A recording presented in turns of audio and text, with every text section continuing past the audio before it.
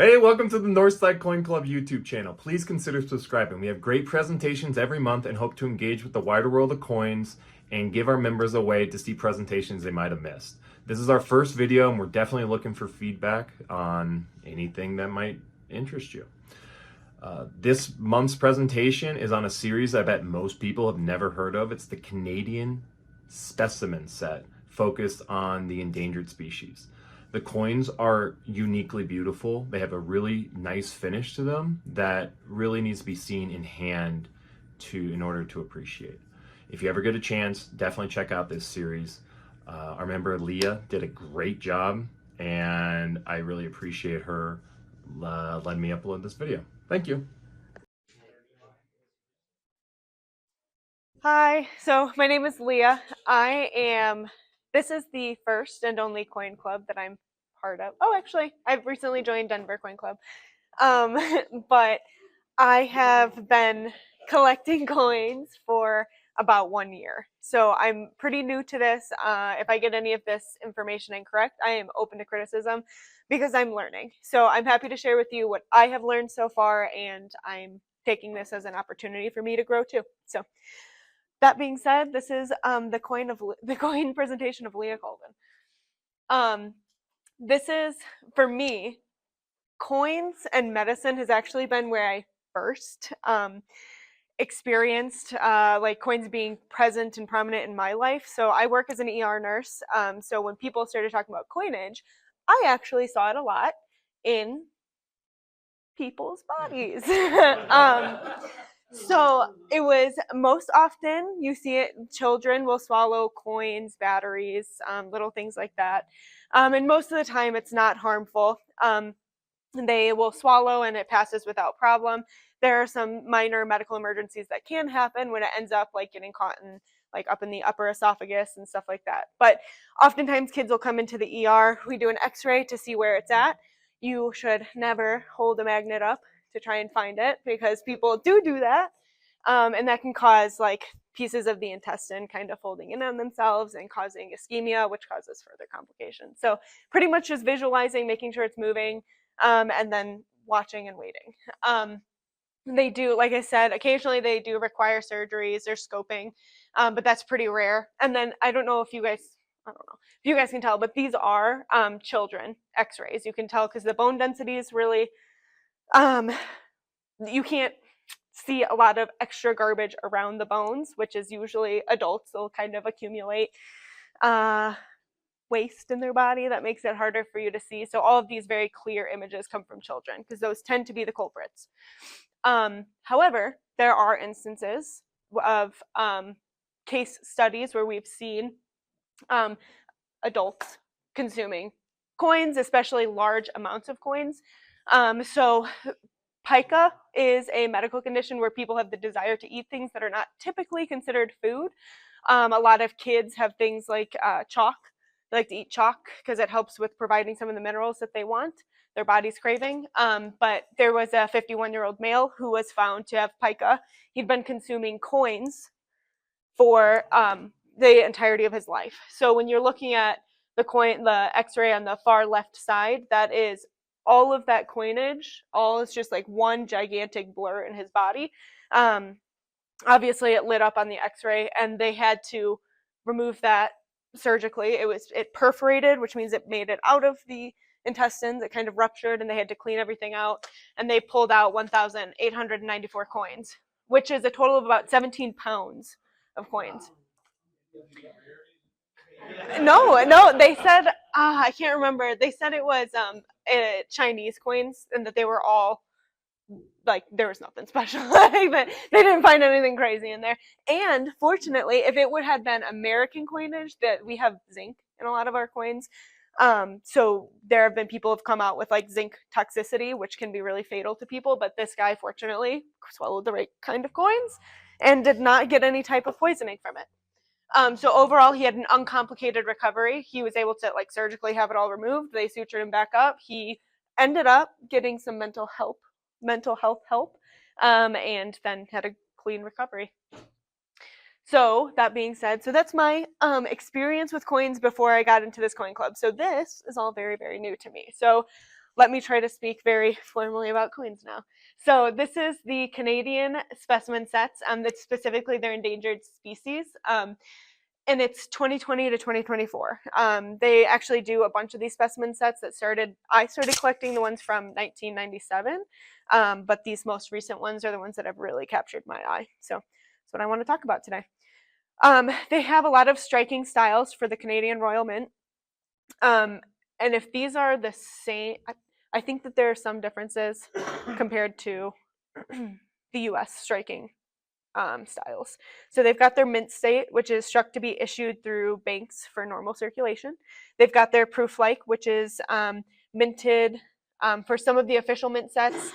The big and most important things is that they are early strikes from new dies, and they have far fewer mint handling procedures, which is supposed to help keep up their I'm sorry. It is supposed to keep them in better condition than a lot of the MS coins. The specimen sets are the next tier up. They are minted from special mint sets, and they're specifically finished with dies, and they're struck twice. And I think that the striking twice is the thing that appeals to me the most, because I really like those clean designs. So they either have a really high luster or a matte finish. And then their proof are struck only for special sets or as a sale. They're selected and struck on certain banks. Certain blanks. The dies have carefully polished fields, frosted designs. Each coin is double struck as well to give it that perfect sharp image, and they also have minimal handling procedures for these ones. Oftentimes they can have a mirror background or an ultra cameo effect. In conclusion, this means that the specimen sets are considered achievable but aesthetically pleasing collectible sets for the current coin collector, i.e. me. So here's an example of a Canadian specimen set. This is one of their older packages for it. I've actually got a few that I brought here today that you guys can look at that are the ones that I like. But like we had said, they go through fewer mint handling procedures, and then in later dates they go through no additional handling procedures, so they should be relatively mark-free, and they average an SP66 or higher. The specimens have been made since the beginning of the Canadian coinage in 1858, but most early sets or single coins from the sets are rare, as the sets were only for government presentations. So starting in 71, the specimen sets for sale to collectors became part of the Mint's normal production line, with most dates being very common. These are, again, very collectible, easily collectible coins.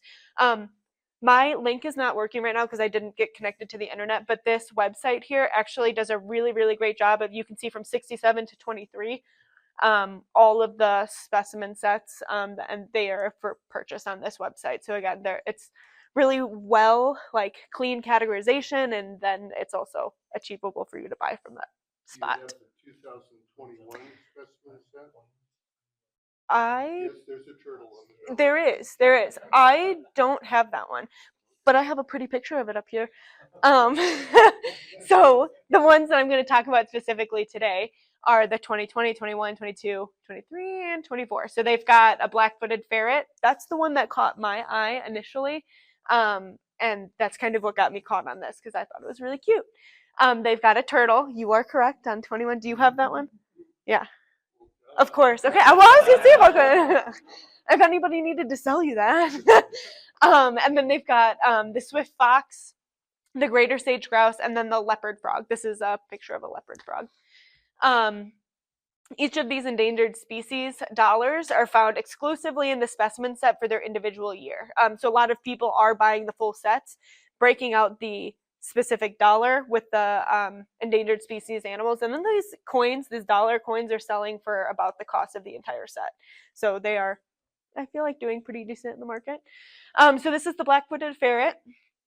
They had a mintage of 25,000. It's going for about 30. Well, this is from the Canadian Mint, so it was about $38 to purchase initially. They're more expensive than that now, but I don't remember the prices on that exactly. This one particularly was designed by Caitlin Lindstrom Milne. She's a tattoo artist in Canada, and she's designed 3 coins for the Canadian Mint. And I think she's done this is actually my least favorite of her designs. After I started looking through it, she's done some really amazing stuff for some of their anniversary coins. But I like that they're just incorporating local artists. The Blandings turtle, this one had a mintage of 30,000. This one went for about $44 from the Canadian Mint. Oops, sorry. I don't own this one yet. Here's the Swift Fox, the 2022, 30,000 for the mintage. This one is also going for about $44. And then this one, talking about some of the endangered species aspect of this.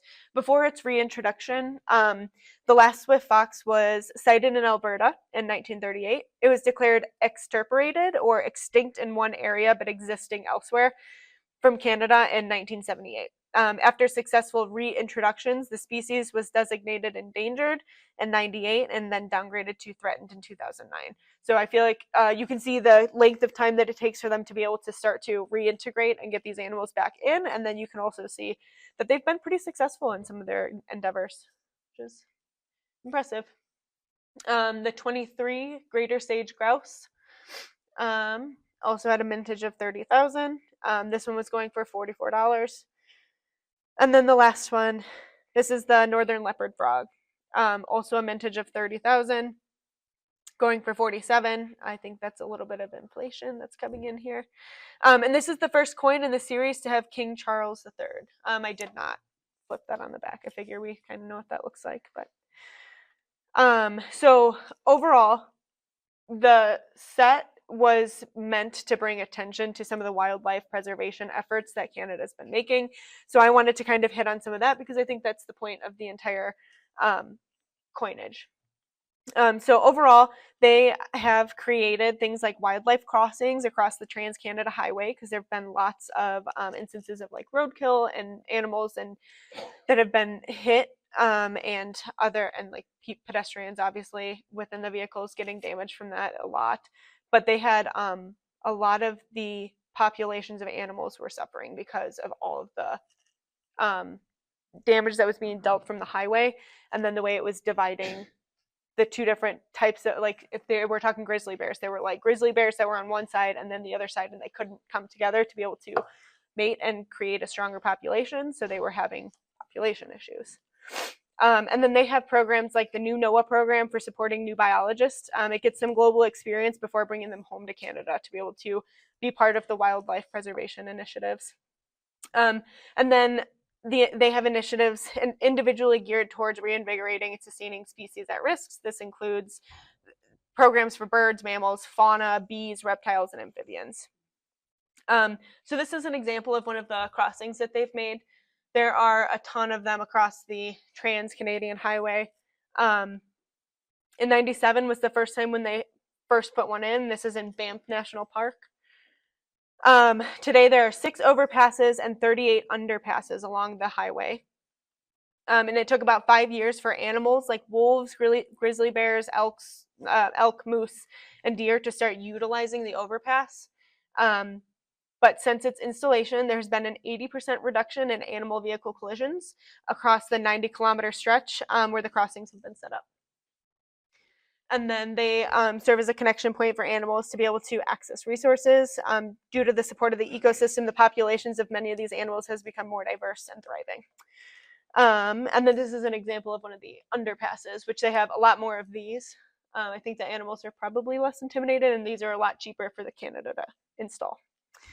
So, in conclusion, I was originally interested in the Canadian coins for their ability or their affordability and the style of the art. This led me to understanding why they have certain designs. It grew my interest and understanding specifically in the wildlife preservation ongoing in Canada. And art is often meant to tell a story. And I think that the Canadian Mint has done a wonderful job of creating art with their coins and generating the opportunity to share these stories that people want to hear. Here's my bibliography.